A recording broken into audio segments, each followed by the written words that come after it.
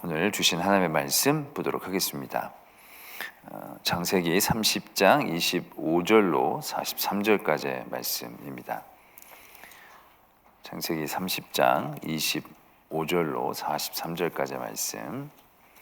제가 있는 구약성경 44면부터 있습니다. 창세기 30장 25절로부터 43절까지의 말씀, 저와 여러분들이 한 절씩 교독드리도록 하겠습니다. 라헬이 요셉을 낳을 때에 야곱이 라반에게 이르되 나를 보내어 내 고향 나의 땅으로 가게 하시되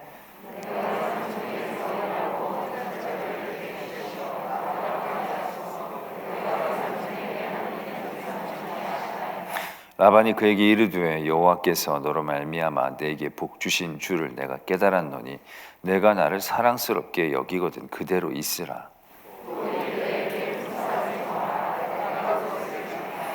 야곱이 그에게 이르되 내가 어떻게 외삼촌을 섬겼는지 어떻게 외삼촌의 가축을 쳤는지 외삼촌이 아시나이다.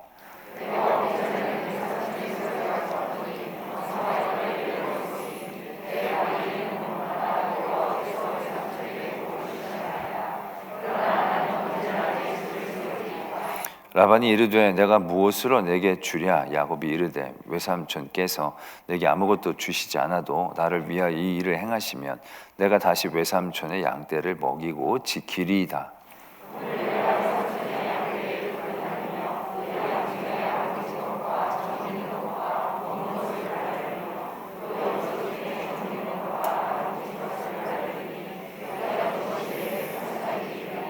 후일에 외삼촌께서 오셔서 내 품삯을 조사하실 때에 나의 의가 내 대답이 되리이다. 내게 혹시 염소 중 아롱지지 아니한 것이나 점이 없는 것이나 양 중에 검지 아니한 것이 있거든 다 도둑질한 것으로 인정하소서.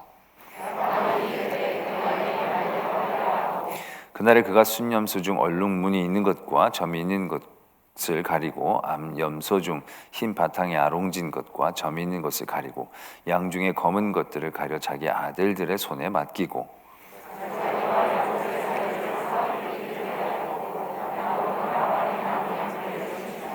야곱이 버드나무와 살구나무와 신풍나무의 푸른 가지를 가져다가 그것들의 껍질을 벗겨 흰 무늬를 내고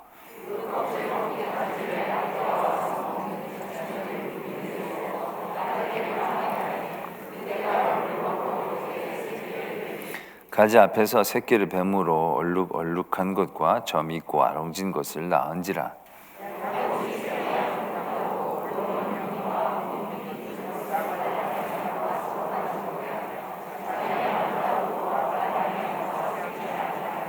튼튼한 양이 새끼 뵐 때에는 야곱이 개천에다가 양떼의 눈앞에 그 가지를 두어 양이 그 가지 곁에서 새끼를 베게 하고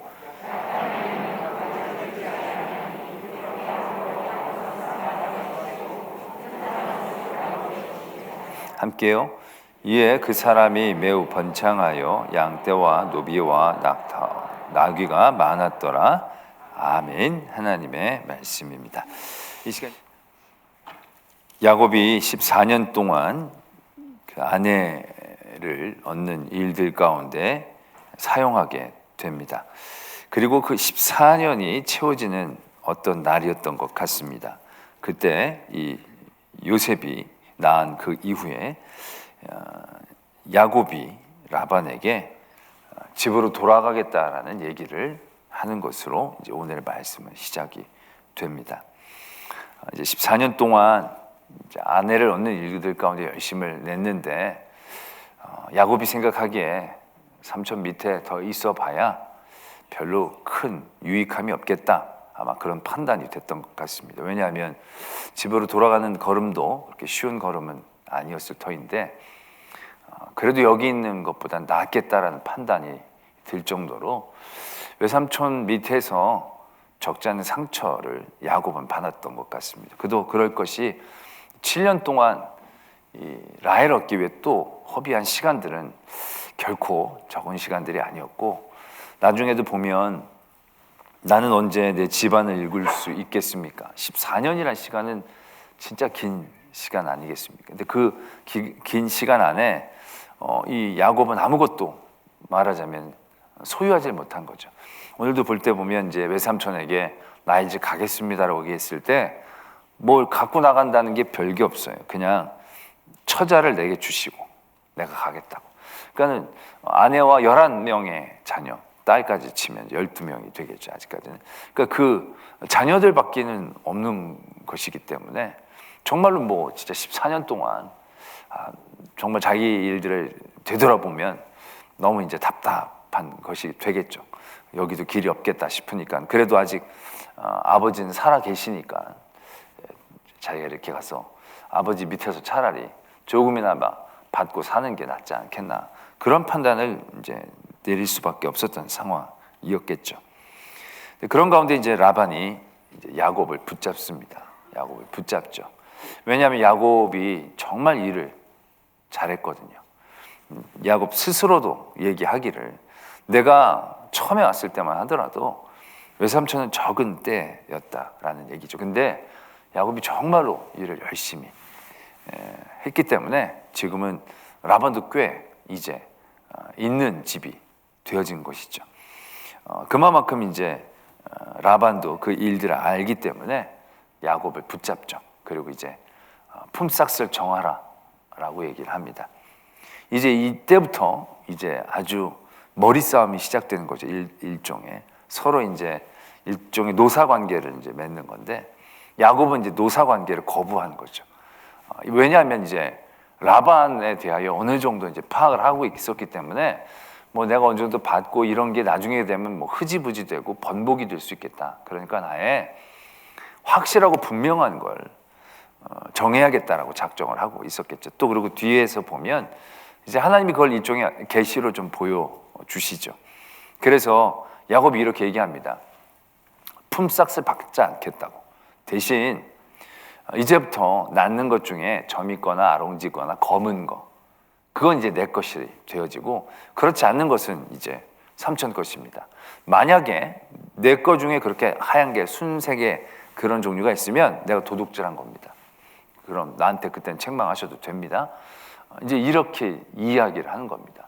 근데 이건 굉장히 말하자면 위험 요소가 높은 겁니다. 그러니까 그 위험이 높을수록 이제 이득도 많지만 그만큼 위험이 많은 만큼 뭐 정말로 잘 못 벌 수도 있는 그런 상황이 되는 것이죠. 그럴 것이 그 뒤에 보면 라반이 그걸 아주 흔쾌히 받아들입니다. 좋다, 그렇게 하자. 라반이 이렇게 흔쾌히 받아들인다는 건 라반에게 굉장히 유리한 조건이다라는 얘기죠.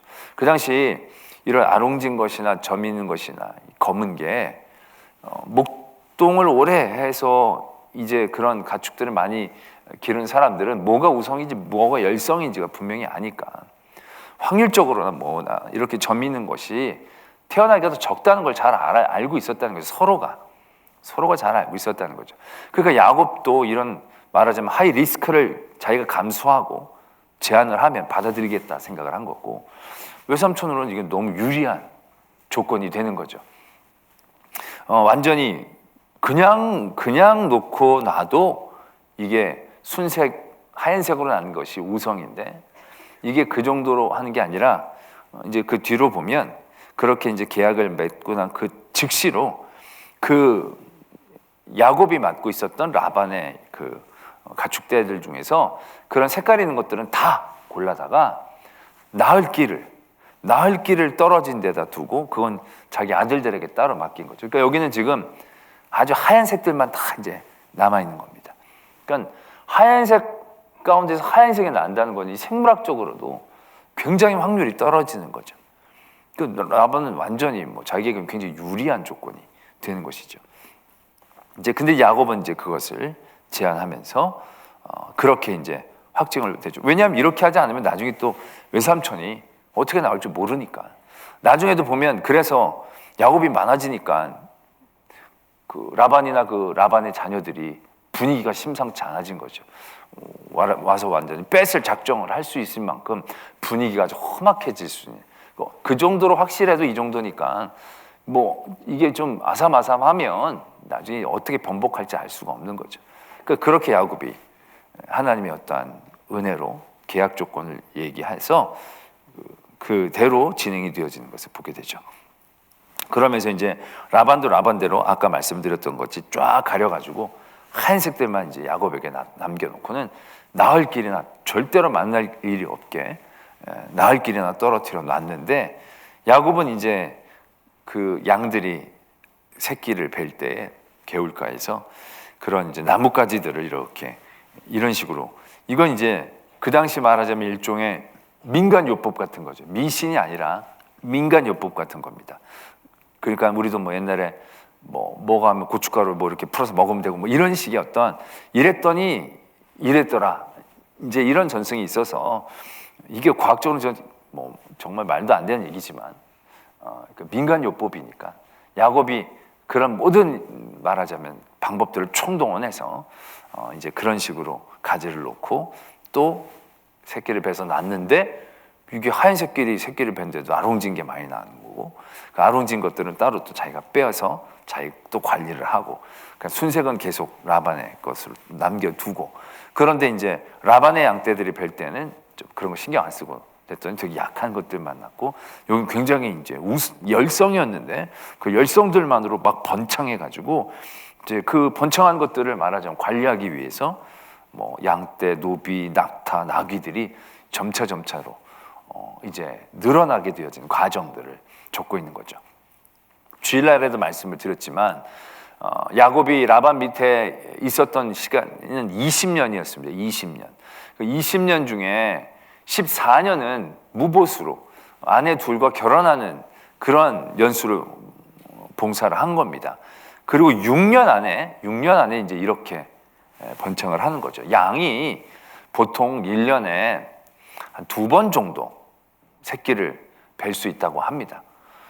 그리고 뭐 얼마나 되는지 모르겠지만 솔직히 처음엔 0에서부터 시작한 겁니다. 이 야곱이 자기 건 없는 거죠. 0에서부터 시작한 거나 마찬가지인 거죠. 근데 0으로부터 시작했는데 거기에서부터 이제 그런 아롱진 것, 점 있는 것, 검정 것 이런 것이 막 나기 시작하면서 막 이제 6년 안에 그거는 6년 안에 진짜 야곱이 가지고 있는 가축들도 굉장히 고생을 많이 한 겁니다. 진짜 계속 양이 염소는 돼지가 아니잖아요. 이렇게 한 번에 여러 마리 나는 거 아닌 것 같아요. 제가 알기로는 한 마리씩만 나는 걸로 알고 있는데, 그러니까 그런 식으로 막 엄청나게 나서, 그때 주일에도 말씀을 드렸지만 그 야곱이 형 에서를 만날 때 선물로 드린 가축만 550마리였습니다. 선물로 드린 가축만. 그랬으니 반을 떼서 준다 할지라도 자기에게 550마리는 있는 것이고, 4분의 1이라고 치면 다 합쳐서 뭐 2,000마리 정도 되는 거고, 가축 2,000마리면 정말, 제가 시골에 한번 갔는데 어떤 이제 집에 있는데 되게 막 소가 많더라고요. 이 소가 왜 이렇게 많이 했더니 그때 한 120마리인가 그렇다고 그러던데, 근데 진짜 때로 있더라고요. 때로 있는데 120마리밖에 안 되는 건데, 물론 양염소는 작다 할지라도 이게 막 수천 마리면 엄청나게 이제 번창하게 되는 거죠. 그러니까 그런 하나님의 놀라운 은혜를 받게 되어지는 과정들이 이제 오늘 말씀 가운데 적혀져 있습니다. 그러면서 우리가 이제 살펴보아야 할 것이 일단은 야곱의 태도입니다. 야곱이 7년 동안은 수일같이 여기면서 즐겁고 기쁘게 사역을 했습니다. 근데 나머지 7년은 그런 시간하고는 좀 거리가 멀죠. 우리가 잘 아시다시피 7년 동안에는 우리가 이 안에 있었던 여러 가지 가정적인 문제들도 그에게 있었고, 라헬이 아이를 못 가져서 여러 갈등도 있었고, 몸종들을 서로 해가지고 막 그런 가족사들이 쭉 이제 그 기간 안에도 있었고, 또 아까도 말씀을 드렸지만 야곱이 이제 나는 내가 언제 이렇게 우리 집을 세울 수 있겠습니까? 그런 어떤 삶에 대한 고민들도 계속 될 수밖에 없었던 그런 시간들이었을 것입니다.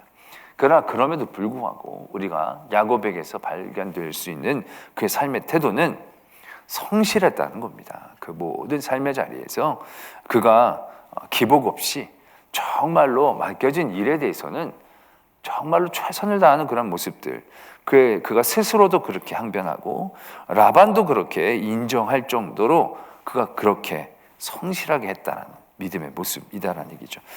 29절에도 보면 야곱이 내가 어떻게 외삼촌을 섬겼는지, 어떻게 외삼촌의 가축을 쳤는지 외삼촌이 아시지 않습니까? 그가 그 뒤에도 이제 그런 얘기가 나오는데, 뭐 해를 받은 게 있으면 자기 것들로 채워 넣고 자기가 끝까지 그걸 잘 지키고, 어떻게 보면 7년 동안 자기가 사기당해서 하는 그런 기간이라고 생각하면 좀 신경질도 나고 좀 태만하기도 쉽고 그냥 대강대강 하고 싶은 마음도 굴뚝. 이거 내 자손도 아닌데 뭘 내가 뭐 그렇게까지 잘할 필요가 뭐가 있어. 막 이제 그런 생각들이 충분히 들만하죠. 자기는 이제 14년 딱 채우고 집으로 가버린다고 생각한다고 한다면, 뭐 그 다음에 자기 외삼촌의 양을 내가 뭐 크게 욕먹지 않을 만큼만 하면 되지, 뭐 그렇게까지 남의 양들을 불려줄 필요가 뭐가 있겠습니까? 근데 야곱은 그렇게 하지 않았다는 거죠. 그가 지금 라반에게도 이렇게 자기의 삶에 대해서 떳떳하게 얘기할 수 있는 그런 성실한 삶의 모습들이 이 야곱에게 있었다라는 것을 보게 됩니다. 그러고 보면요, 그 하나님의 복을 받는 하나님의 사람들은요, 대부분 이 기본적으로 이 성실함을 갖고 있다는 것을 발견하게 됩니다.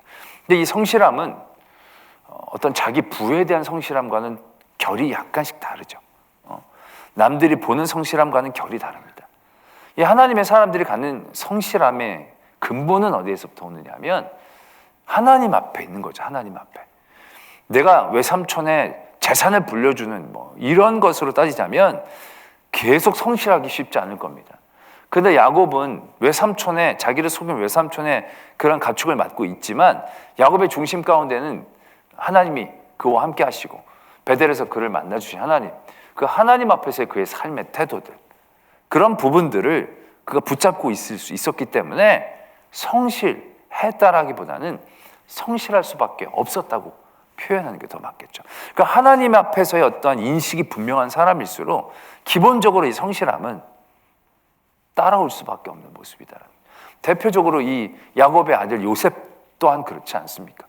요셉이 얼마나 좌절할 만한 많은 삶의 자리가 있었지만 그의 모든 삶의 자리를 보면 그가 종으로 팔려가 있을 때나 옥에 갇혀 있을 때나 그 모든 자리에서 그의 삶의 태도는 어땠습니까? 정말로 성실했거든요. 열심으로. 정말 억울하고 내가 정말 죽고 싶고 도망치고 싶은 생각이 얼마나 굴뚝 같겠습니까? 그러나 그는 자기가 어찌했던 자기 삶의 자리에서 맡겨진 일에서 최선을 다하죠. 그래서 그렇게 종으로 팔렸던 어린 요셉이 그 가정의 모든 것들을 말하자면 담당할 수 있는 가장 높은 총무의 직위까지 올라가게 됐고, 나중에 옥에 있어서도 옥의 재반적인 모든 상황들을 관리하는 일들을 신뢰함으로 맡길 수 있었다. 이제 그러한 일들을 우리는 분명히 발견하게 되겠죠. 또 나머지 모든 믿음이 좋은 사람들, 뭐 모세나 뭐 다윗이나 다니엘이나 나중에 사도 바울이나 모든 예수님의 사도들이나 보면 이 하나님 앞에서라는 그러한 삶의 자리라는 것은요, 우리로 하여금 늘 말하자면 깨어있게 하는 가장 근본적인 이유가 된다는 것을 발견하게 되는 거죠. 그래서 나의 믿음의 자리를 되돌아볼 때에도 그런 걸 발견할 수 있습니다. 내가 하나님을 가깝게 느끼면 느낄수록 삶에 굉장히 말하자면 도전이라기보다는 깨어있음과 삶의 부지런함과 성실함을 지키려는 어떤 마음들이 생기는 거죠. 근데 그런 감각이 멀어지면 좀 느슨해지죠. 영적으로도.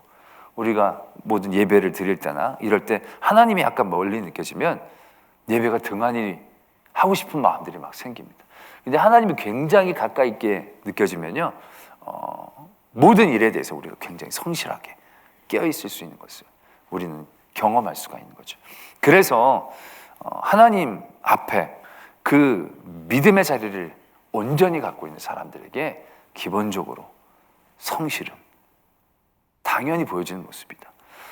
보면 믿음이 자기 스스로가 좋다고 생각하면서 별로 성실하지 않는 사람들이 있습니다. 믿음이 좋은데 이렇게 여러 가지에서 성실과는 좀 거리가 먼 분들이 있습니다. 그런 분들은 자기 스스로 한번 되돌아봐야 됩니다. 다른 자기를 얘기하는 모든 얘기들을 귀담아 들어야 됩니다. 내가 정말로 하나님을 제대로 잘 믿고 있는가? 내가 코람데오 하나님 앞에 섰다라고 생각한다라고 한다면 지금 이러한 삶의 모습과 자리들이 과연 합당한가? 그런 모습들을 우리 다시 한번 발견해낼 수 있어야 한다는 것이죠. 그리고 또 한 가지는 오늘 우리는 이제 라반을 한번 더 눈여겨볼 필요가 있습니다. 라반이 이제 야곱으로 인하여 복을 얻게 됨을 그 스스로도 인정을 합니다. 그 야곱도 내가 오기 전에는 외삼촌의 소유가 적더니 이제 번성하여 때를 이루었다. 이렇게 고백하는 부분이 나타나는 것을 발견하게 됩니다. 이건 외삼촌 라반에게도 굉장한 큰 은혜요, 복이 되는 것을 발견하는 거죠. 이 복을 우리들도 굉장히 말하자면 바라야 하는 복이라는 겁니다. 그리고 이 복을 놓치지 않기 위해 우리도 깨 있어야 되는 복입니다. 이 복은 솔직히 아브라함 때부터 하나님께서 약속하신 복이거든요. 아브라함 말고 아브라함의 근처에 있는 사람들이 받게 될 복입니다. 어떠한 복입니까? 하나님께서 아브라함에게 처음에 복을 주시면서 내가 너를 축복하는 자에게 복을 내리고 너를 저주하는 자에게 저주하겠다고, 그러한 이제 복을 내려주신 겁니다. 그러니까는 믿음의 사람하고 같이 있는다는 것이요, 얼마나 큰 은혜인지를 알아야 한다는 것이죠.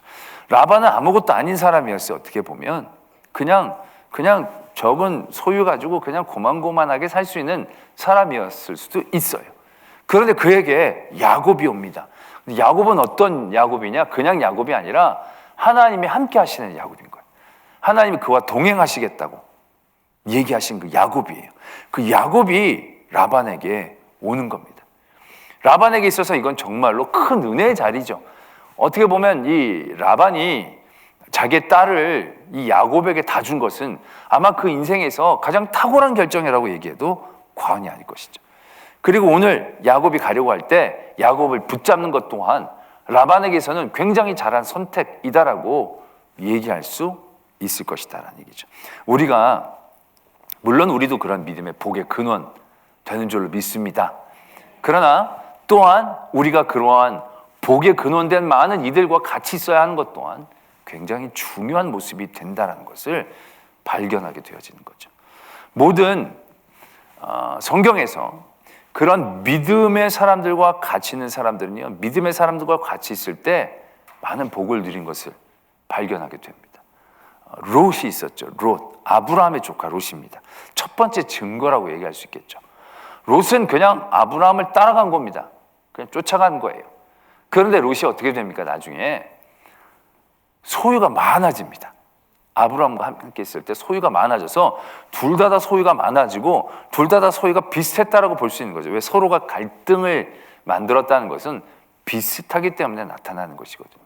그 하나님이 아브라함에게 복을 주시는데 아브라함만 잘 되고 롯은 잘 안 되게 하면 더 도드라질 것 같지만 하나님은 그렇게 하시지 않고 믿음의 사람과 함께하고 믿음의 사람을 축복하고 믿음의 사람이 곁에 있는 사람들에게도 그 복을 나누어 주시는 거예요.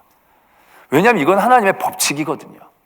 왜냐하면 하나님은 너희를 축복하는 자에게 내가 복을 내리고 저주하는 자에게 저주하겠다는 것은 결국 내가 너로 인하여 복이 되게 하겠다, 복의 근원이 되게 하겠다라는 것에 대한 말하자면 전개 과정이거든요.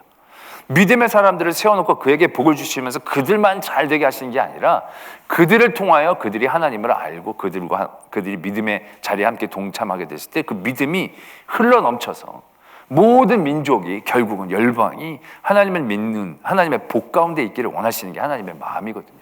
한 사람만 택하는 것이 아니라 한 사람으로 인하여를 하나님은 원하고 계시는 것이거든요. 그렇기 때문에 그것은 어떻게 보면 당연한 전개 과정인 거예요. 그러니까 롯이 아브라함과 함께 했었을 때 복을 받은 거예요.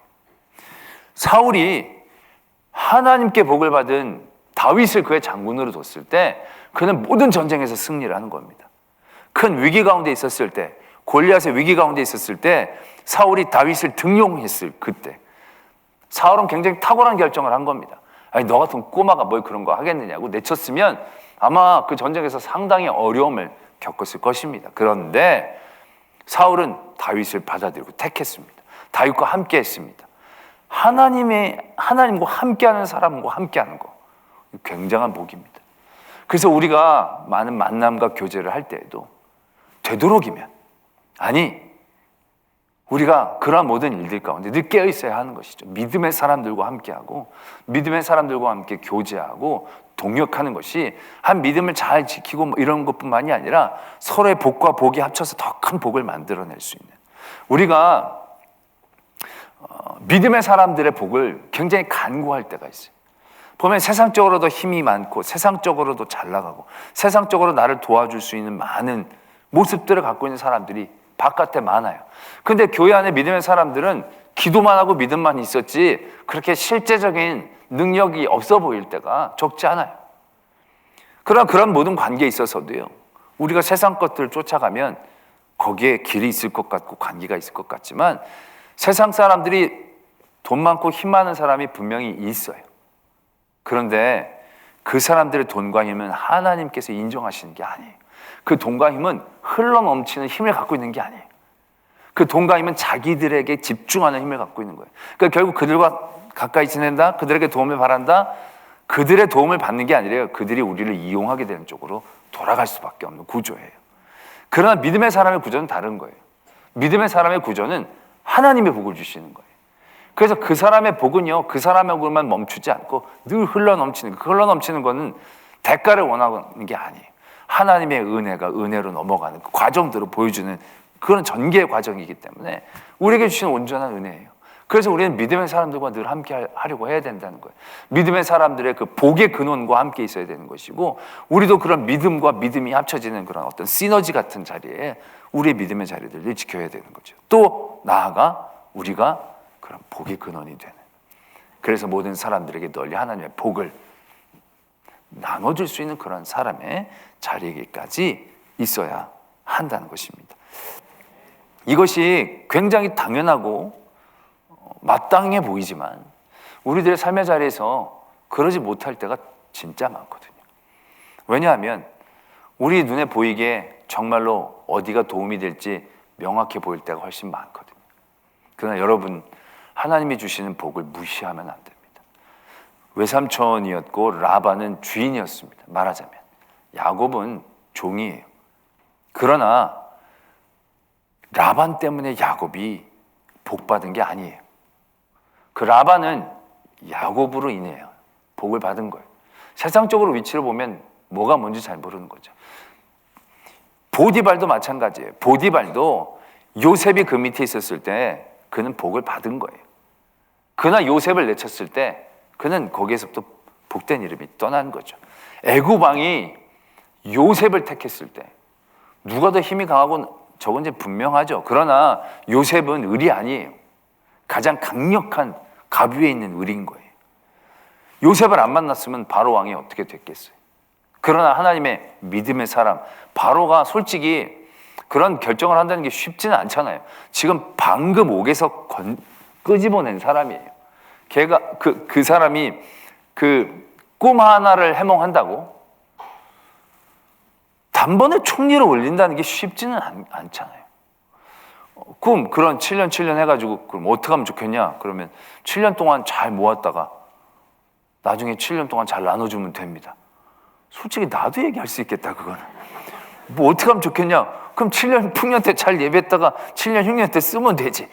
그게 뭐 그렇게 어려운 것입니까? 이미 미래만 알아도 그걸 예측하고 준비하는 데는 이미 많이 준비된 그 안에 경제학자들 뭐 그런 학자들이 많이 있었을 텐데 맡기면 되잖아요. 근데 그게 그렇게 간단한 얘기가 아니었던 거예요. 얼만큼 준비해야 되고 얼만큼 대비해야 하는가. 그들이 상상하지 못할 만큼의 일들이 일어나는 걸 그 사람들은 알지 못했다는 거죠. 그러나 요셉은 하나님의 감동하심으로 그걸 알고 있었기 때문에 그 풍년 가운데 상상할 수 없을 만큼 곡식을 모은 거예요. 뭐 이렇게까지 모을 필요가 있을까라는 할 정도로 아마 요셉은 모았을 거예요. 근데 그 정도를 모아야 그 정도를 대비할 수 있으니까.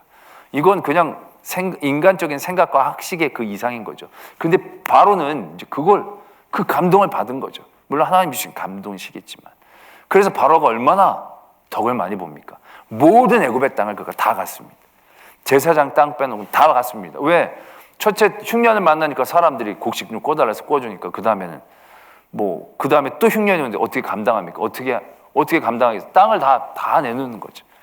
그래서 그때 바로가 모든 애굽의 땅을 제사장들 땅 빼놓고 다 갖게 되는 거죠. 그래서 그 땅으로 말하자면 다시금 임대를 줘서 굉장히 왕권을 강화하게 되어지는 계기를 만들어 나가는 거죠.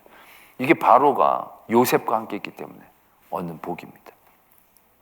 그러면서 우리가 또 한 가지 진짜 경계할 것이 있습니다.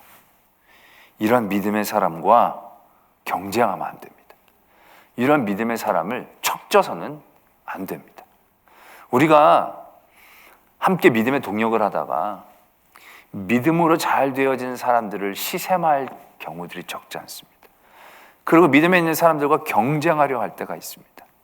그러면 거기서부터는 믿음의 사람과 경쟁하는 그 순간부터는 우리의 방향성이 바뀌게 되는 거죠. 오늘도 보면 그동안 라반은 야곱과 함께 갔습니다. 그럴 수밖에 없는 거죠.